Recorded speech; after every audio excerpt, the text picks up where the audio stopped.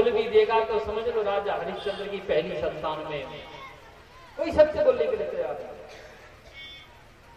कलिना धर्म मित्र है, यानी अधर्म के मित्र कली ने मनुष्य की बुद्धि को इतना विकृत कर दिया है कि सब जो है झूठ पे झूठ, झूठ में झूठ बोलता चला जा रहा है इंसान।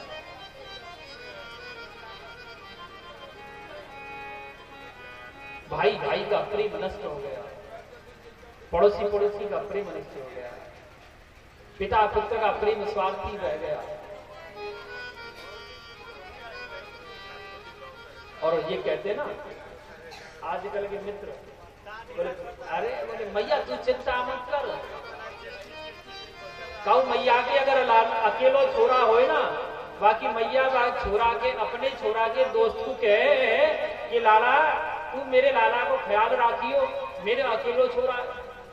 अब वो दोस्त कहा बोले को पता है, अरे बोली अम्मा तू चिंता मत करे, जहां मेरे मित्र को पसीना गिरेगा मैं खून बहा दूंगा। बोलते ही नहीं, बोले मित्र आप चिंता ना करो, जहां आपका पसीना गिरेगा वहां हमारा रक्त बहाएंगे। समझ लेना कि सबसे बड़ा दुश्मन यही है तुम्हारा, जहां पड़ेगी ना सबसे पहले वही मारेगा आपको और कोई नहीं मारेगा। ध्यान रखना, क्योंकि संसार स्वार्थी है।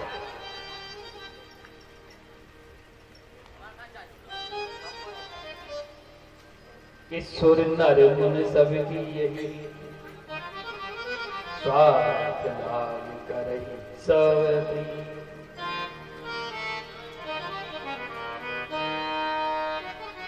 श्री नारद जी महाराज कहने लगे कि मनुष्य की बुद्धि को विकृत कर दिया, मैं क्या कर सकता, मेरे मन को संतुष्टि नहीं होती है।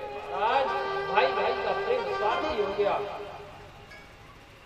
पति पत्नी स्वार्थ का प्रेम करने लगे हैं, बहन भैया स्वार्थ का प्रेम हो गया, पुत्र भी अपने माता पिता से स्वार्थ का प्रेम करता है। जब नौकरी लग जाती है और कारे सिर वाली आ जाती है ना, फिर कहता है मैया बाबू को तुमने मेरे लिए क्या किया है। अरे वो जन्म देना, पालन पोषण करना हर माता पिता का कर्म है।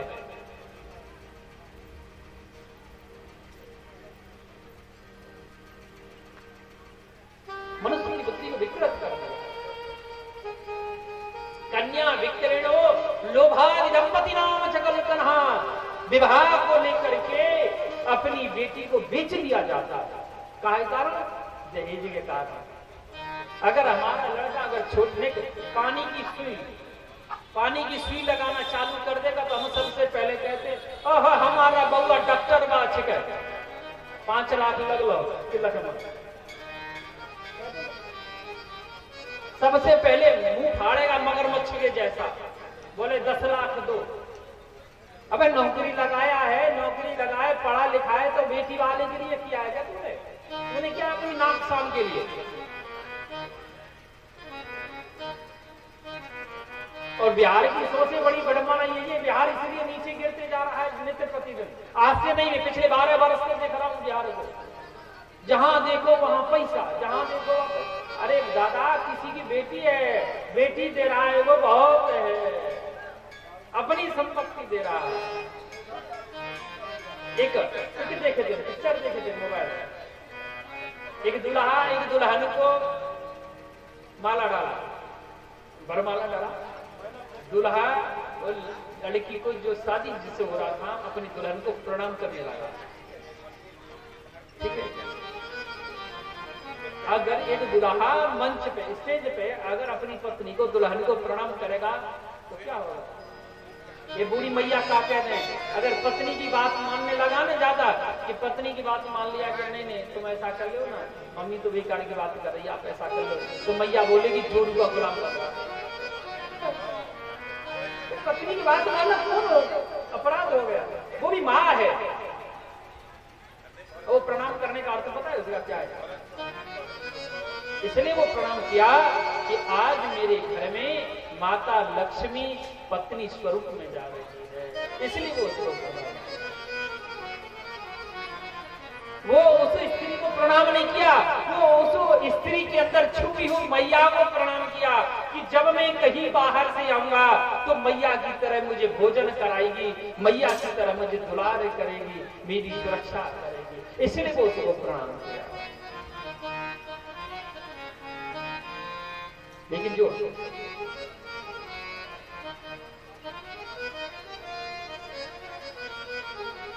ये जो होता है ना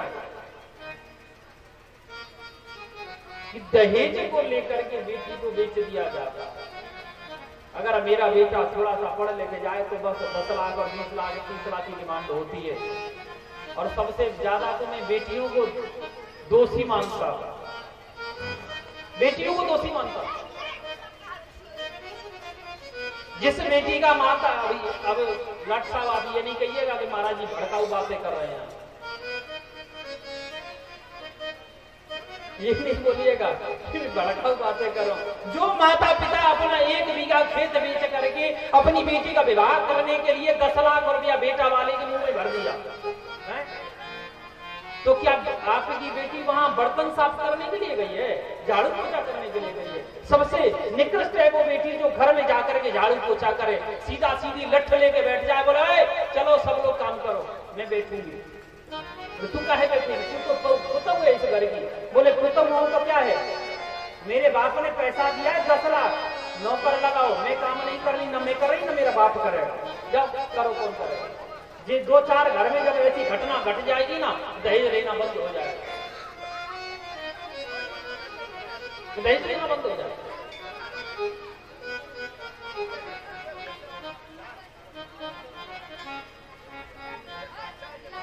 कन्या विकीर्ण लोभादि दंपति नाम सकलतन, दहेज के रूप में बेटी को बेच दिया जाता है।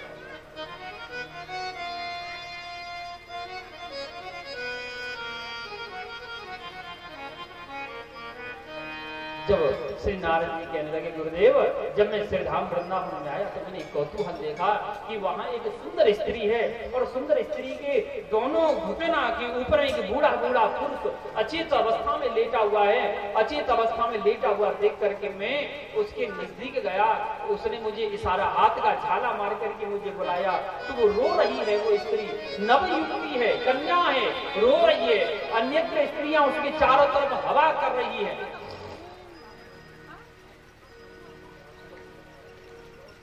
जब मैं वहां गया तो मैं जाकर के उसको देखा तो उसने मुझे कहा कि मैंने उसको देवी को पूछा, देवी आप कौन है? वो स्त्री कहने लगी कि उत्पन्नो द्रविड़ेशाः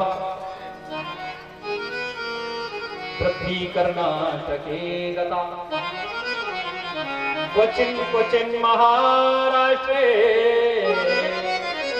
गुर्जरे जीर्णता गता। मेरा नाम भक्ति देवी है, मैं द्रविड़ देश में उत्पन्न हुई, वृद्धि कर्नाटक का, कर्नाटक राज्य में आकर के मैं बड़ी हो गई। क्वचिन महाराष्ट्र, मराठा में मुझे जगह जगह सम्मान मिला, लेकिन गुर्जरी जीर्णता कथा, गुजरात में आकर के मैं बूढ़ी हो गई, इसलिए आप मेरा कल्याण करो। तो नारद जी कहने लगे मैंने उसके उत्थान के लिए कल्याण के मार्ग में चल करके उनका कल्याण करने के लिए मैं वेद वेदांत का पाठ किया, लेकिन कोई लाभ नहीं हुआ, इसलिए मैं आप ही की शरण गया। तो श्री शरद कुमार कहने लगे कि सत्कर्म सूचको नूनम ज्ञान युक्त स्मृतो बुद्धि श्रीमद्भागवतालाप सतगीता सुख देवी। ये देखो नारद परीक्षित को श्रवण कराने के लिए बैठे, उसको कहा जाता है श्रीमद्भागवत महापुराण। इसमें भक्ति ज्ञान वैराग्य की त्रिवेणी गंगा बहती है। आज मैं उसी को श्रवण कराता हूं कि एवं विनमयो जाति सुधाराज्ञा प्रवीयताम् प्रपश्यामो वयं सर्वे श्रीमद्भागवतामृतम्। ये एक बार श्री सुखदेव जी महाराज राजा परीक्षित को भागवत कथा श्रवण कराने के लिए जब बैठे तो देवता लोग आ गए और आकर के अमृत कलश श्री सुखदेव जी को देते हुए कहे एवं विनमयो जाति राज्य सुधा प्रप्रियता। ये सुखदेव जी महाराज, ये स्वर्ग रूपी स्वर्ग का जो अमृत है ना, आप ये लीजिए, ये राजा परीक्षित को पिला दो, जिससे राजा परीक्षित मरेगा नहीं, इसकी मृत्यु नहीं होगी, अजर अमर होगा। लेकिन प्रपश्यामो वयम सर्वे श्रीमद् भागवतम, इसके बदले हम सबको श्रीमद् भागवत कथा अमृत का रसपान करें। बोले भैया देखो, या को निर्णय तो स्वयं राजा परीक्षित ही करेगो कि ये का पीनो चाहे का ना पीनो चाहे। तो राजा परीक्षित को श्री सुखदेव जी पूछे कि राजन आप क्या पीनो चाहो? सुधामृत, ये भागवतामृत। बोले गुरुदेव इनमें भेद क्या है, पहले भेद समझाओ। बोले सुधामृत का अगर रसपान करेंगे तो आपकी मृत्यु नहीं होगी, और अगर भागवतामृत का रसपान करेंगे आपका ये पंचभौतिक शरीर तो नष्ट हो जाएगा, लेकिन आपको ये जन्म लेना मर जाना, जन्म लेना मर जाना, ये चक्र भी हुआ ना, इससे मुक्ति मिल जाएगी। तभी राजा परीक्षित कहे कि गुरुदेव मुझे सुधामृत की आवश्यकता नहीं है, मुझे भागवतामृत पीना है। तभी श्री सुत जी कहते ऋषियों, हे साधुओं, हे संतों, कि अवक्तांच विगान ततोस कथामृतम श्रीमद्भागवती वार्ता सुवर्णमपि दुर्लभः। अब आप समझ करके समस्त देवताओं को भगा दिया वहां से। अब अक्तांश विगान कथामृतम, कहते हैं कि श्रीमद् भागवत वार्ता सुवर्णम अभी दुर्लभ। ये श्रीमद् भागवत महापुराण स्वर्ग में रहने वालों के लिए दुर्लभ है। किसके लिए है? मृत्यु लोक के प्राणी के लिए, मृत्यु लोक की बनी हुई। स्वर्ग में और मृत्यु लोक में भेद है। लोग कितने हैं? कितने लोग हैं हमारे?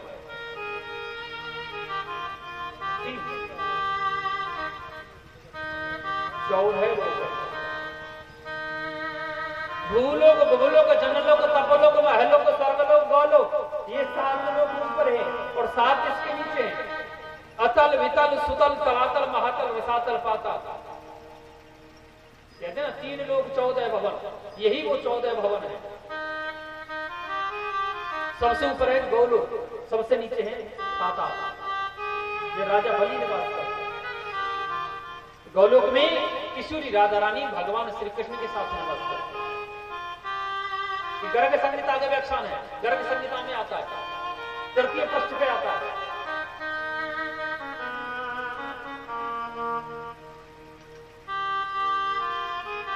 सभी देवी देवता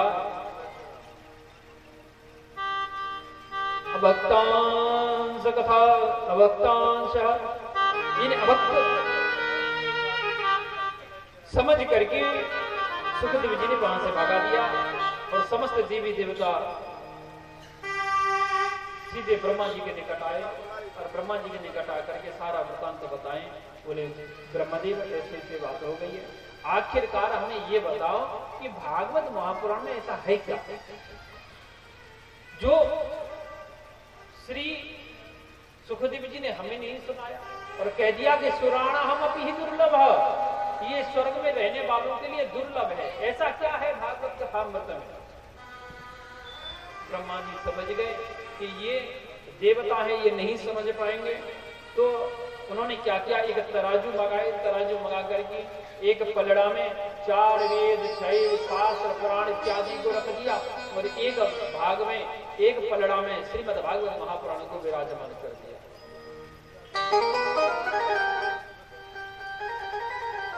अब देखा कि भागवत महापुराण का पलड़ा नीचे हो गया और जिसमें वेद शास्त्र इत्यादि संसार के समस्त शास्त्र रखे ऊपर हो गया।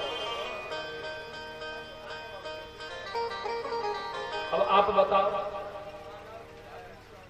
नीचे कौन होता है? नीचे कौन होता है? जो भारी होता है ना? आप कहां हैं? आप लोग कहां हैं? नीचे। किस लिए नीचे हो आप? क्योंकि आप भारी हैं इसलिए नीचे। अगर हल्के होते ना तो आप यहाँ होते जहां हम बैठे हैं, और हम अगर भारी होते आप जहां हम बैठे होते। तभी तो कहा है आप भारी हैं इसलिए नीचे हैं, हम हल्के हैं इसलिए ऊपर है। ये क्या है? लकड़ी है, लकड़ी। ये चौकी बोलते हैं इसे। चौकी पे बैठने वाला को क्या कहेंगे? आप कहाँ बैठे हैं? सत्यनारायण बाबू आप कहाँ बैठे हुए? जमीन में। जमीन में बैठे ना, तो आप जमीन में बैठे तो जमींदार हो गए हैं। और ये लकड़ी की चौकी है, इसको क्या कहेंगे? चौकीदार। हाँ, आप जमींदार हैं, हम चौकीदार हैं। आप भारी हैं इसलिए नीचे हैं, हम हल्के हैं इसलिए ऊपर हैं। श्री ब्रह्मा जी कहने लगे कि श्रीमद्भागवताक्षोऽयं प्रत्यक्ष श्री कृष्ण एव। श्रीमद्भागवताक्षोऽयं प्रत्यक्ष श्री कृष्ण एव। बोले देवताओं, ये श्रीमद्भागवत महापुराण साक्षात श्री कृष्ण है, साक्षात श्री कृष्ण है। ये श्रीमद्भागवत महापुराण का ज्ञान जो है देवर्षि नारद ने अपने पिता ब्रह्मा से प्राप्त किया, लेकिन इसको श्रवण करने का विधि अपने भ्राता श्री सनत कुमारों से प्राप्त किया।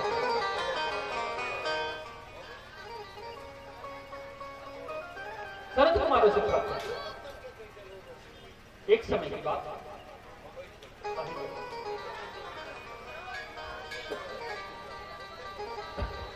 एक समय की बात है कि चारों भाई सनत सनंदन सनातन सनत कुमार बद्रीनाथ धाम में विराजमान हैं, और उसी समय आकाश मार्ग से तीव्र गति में श्री सोनक ये देवर्षि नारद जी महाराज दौड़ते हुए, तो श्री नारद जी महाराज दौड़ते हुए जा रहे हैं। चारों भाइयों ने देखा कि नारद जी दौड़ रहे हैं, तो आवाज लगाने लगे कि कथम ब्रह्मादीन मुखम, कथम ब्रह्मादीन मुखम कुतश्चिन्ता कुरु भवान्, त्वरितं गम्यते कुत्र कुतश्च गमनं तव। कथम ब्रह्मादीन मुखम, हे ब्रह्मपुत्र कहां दौड़ रहे हैं? कहां दौड़ रहे हैं? कहां जा रहे हैं? क्या कारण है? त्वरितम गम्यते, आप इतनी जल्दी में कहां दौड़ रहे हैं? कुतश्च गमनं तव, क्या कारण है, क्या कष्ट है आपको बताइए।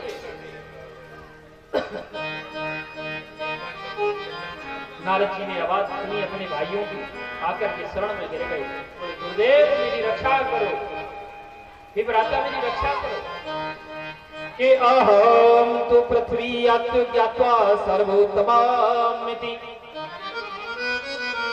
पुष्करम पृच्छ प्रयागम च काशी गोदावरी तथा। मैं मृत्युलोक में गया, अहम तु पृथ्वी अतु ज्ञात्वा सर्वोत्तमामिति, जान देना कि मैं मृत्युलोक में गया, सबसे उत्तम स्थान है इसलिए, लेकिन मैंने वहां जाके देखा, मैं प्रयागराज गया, काशी घुमा, गोदावरी घुमा, लेकिन मेरे मन को कहीं संतुष्टि नहीं मिली। क्यों? कलिना धर्म मित्रेण नावश्य कुत्कर्ष चर्मम मन संतोषकारकम, कलिना धर्म मित्रेण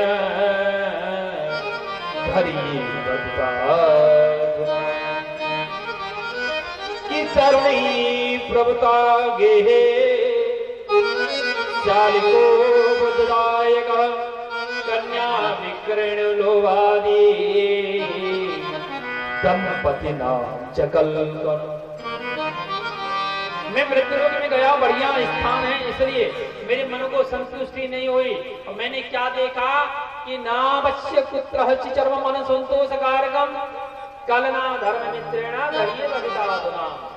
जो कली है ना, अधर्म का मित्र कलयुग, अधर्म का मित्र जो कलयुग है, उसने बुद्धि को विकृत कर दिया और इतना बिगाड़ दिया है बुद्धि को कि कोई भी सत्य बोलने के लिए तैयार है। बोली श्री बाल कृष्ण लाल की जय।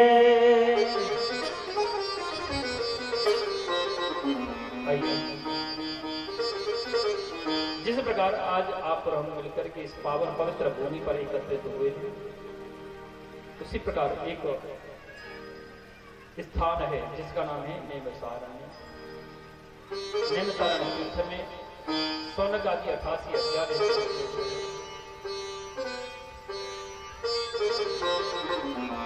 उनके बीच में उच्च सर्वा श्री सूत जी महाराज का आगमन हुआ। श्री सूत जी महाराज को देख करके शौनकादेव से खड़े हो गए और खड़े होकर के उचित स्थान दिया। उचित स्थान देख करके उनको वंदन किया, अर्चन किया, प्रणाम करने लगे। एक कृत्य देख करके श्री सूत जी महाराज अचंभे में पड़ गए, चकित हो गए। बोले, हे महात्माओं, हे साधु संतों, आप सब लोग ऐसा क्यों कर रहे हैं? क्यों? क्योंकि आप कितने कितने बुजुर्ग हैं, कितने कितने बड़े हैं, और मैं एक छोटे उम्र वाला। आप लंबी लंबी उम्र वाले, आप की उम्र की गणना नहीं किया जा सकता। कि शौनक आदि ऋषियों में किस संत की कितनी उम्र है कोई गणना कर नहीं सकता, क्योंकि एक संत के सामने कई कई चतुर्युग बदल गए। एक एक संत के सामने कई कई मनवंतर बदल गए। एक एक संत के सामने कई कई ब्रह्मा जी के दिन बदल गए। एक एक संत के सामने कई कई बार ब्रह्मा बदल गए।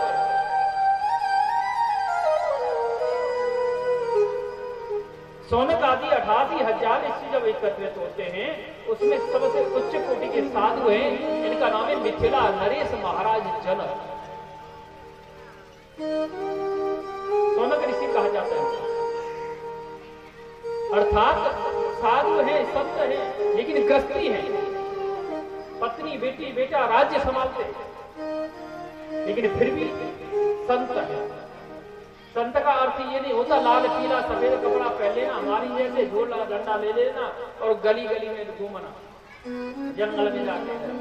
ये साधुता का लक्षण नहीं है। साधुता का लक्षण है कि अपनी मनोवृत्ति को मार देना, अपनी इंद्रियों को वश में कर लेना। यही साधुता का लक्षण है। चाहे हम कितना भी बड़ा त्रिपुंड लगा लें, कितने भी माला कंठी पहन लें, कुछ नहीं होगा। जब तक हमारी मनोवृत्तियां नहीं मरेंगी, जब तक हमारी इंद्रियां वशीकरण नहीं होंगी, तब तक हमारी साधुता सिद्ध नहीं हो सकती।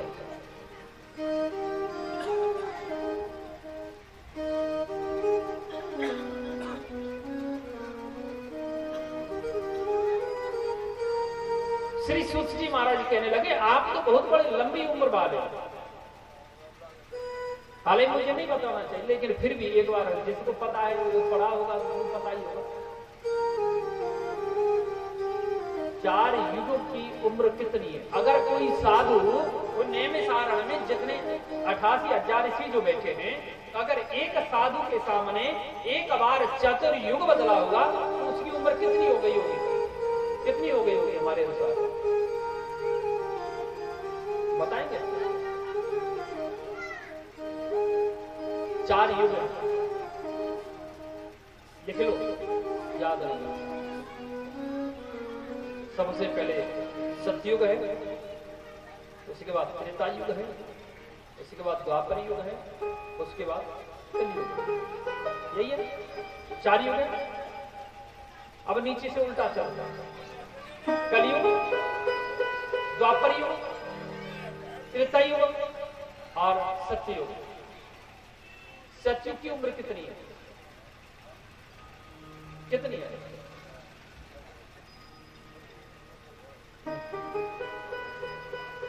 पता ही नहीं चला। अच्छा, जिस युग में हमने अवतार लिया है, जन्म लिया है, उस युग की उम्र कितनी है? कलयुग। कलयुग की उम्र याद कर लो, 4 युग की उम्र निकल के आ जाती है। अपना एक सूत्र है, कलयुग की उम्र है 4,32,000 वर्ष।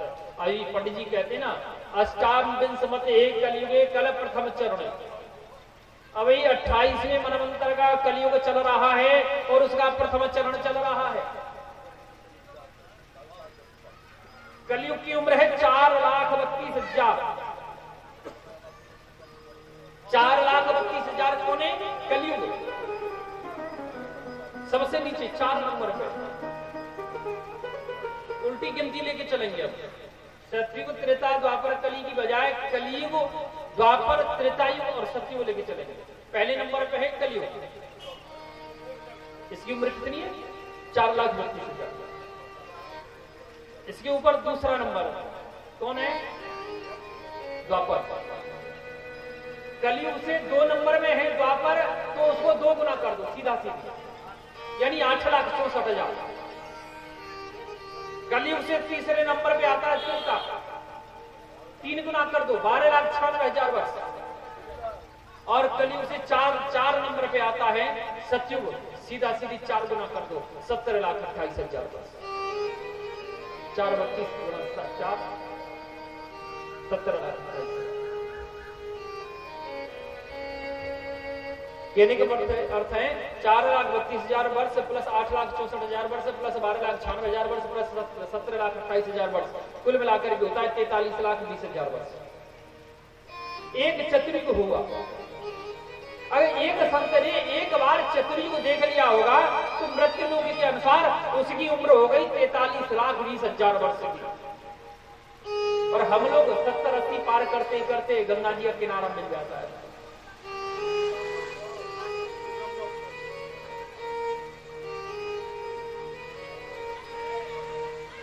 जब सतयुग त्रेता द्वापर कली, सतयुग त्रेता द्वापर कली, सतयुग त्रेता द्वापर कली 71 बार जब बदलता है तब एक मनवंतर होता है।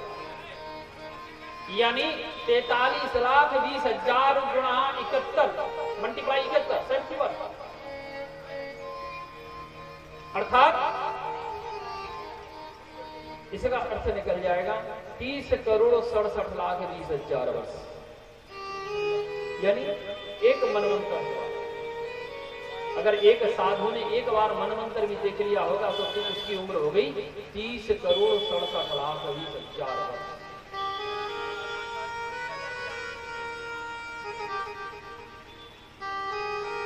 एक मनवंतर। और मनवंतर कितने हैं? 28, यानी 30,67,20,000 गुणा 28 8,58,81,61,60,000 वर्ष का 28 मनवंतर होता है। अर्थात ब्रह्मा जी का एक दिन होता है। ब्रह्मा जी की उम्र मात्र 108 वर्ष, 108 दिन है। यानी 8,58,81,00,000 गुणा 60,000 गुणा 108, यानी 9,57,52,52,80,000 वर्ष ब्रह्मा जी की टोटल उम्र।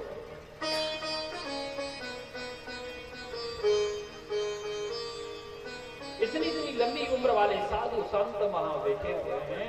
तो श्री सूत जी महाराज को देख करके सब खड़े हो गए। श्री सूत जी उनको प्रार्थना करने लगे कि आप ऐसे क्यों खड़े हो गए, आपको ऐसे खड़ा नहीं होना चाहिए। तो साधु संत कहने लगे कि धन वृद्धा बल वृद्धा आयु वृद्धा तथैव च ते सर्वे अपि ज्ञान वृद्धाश्च किंकरा किंकरा। बोले सूत जी महाराज, आप क्यों कह रहे हैं कि हम बूढ़े बूढ़े हैं और आप युवा हैं, आपको देख के हमें खड़ा नहीं होना चाहिए। बट ठीक है, लेकिन शास्त्र कहता है कि धन प्रताप बल प्रताप आयु प्रताप नहीं बचा है। कोई तो धन में बड़ा है, ये पैसा वाला है, ये अच्छा पैसा वाला है जो बड़ा है, कोई बल में बड़ा है, ये ताकतवर है, उसका लोग सम्मान करते हैं, कोई उम्र में बड़ा है। लेकिन ते सर्वे अपनी ज्ञान वृद्धाश्च, जो वास्तव में ज्ञान में बड़ा है वही बड़ा है, उम्र से या पद से बड़े बड़े छोटे का ज्ञान नहीं हो सकता। इसलिए आप हम एक अज्ञान रूपी अंधकार में डूब रहे थे, आप इसलिए करोड़ सूर्य के समान यहां प्रकट हुए। हमें भक्ति ज्ञान वैराग्य से युक्त कोई ऐसा प्रसंग श्रवण कराओ जिसमें भक्ति ज्ञान वैराग्य की त्रिवेणी गंगा बहती हो, जिससे हमारा कल्याण हो सके।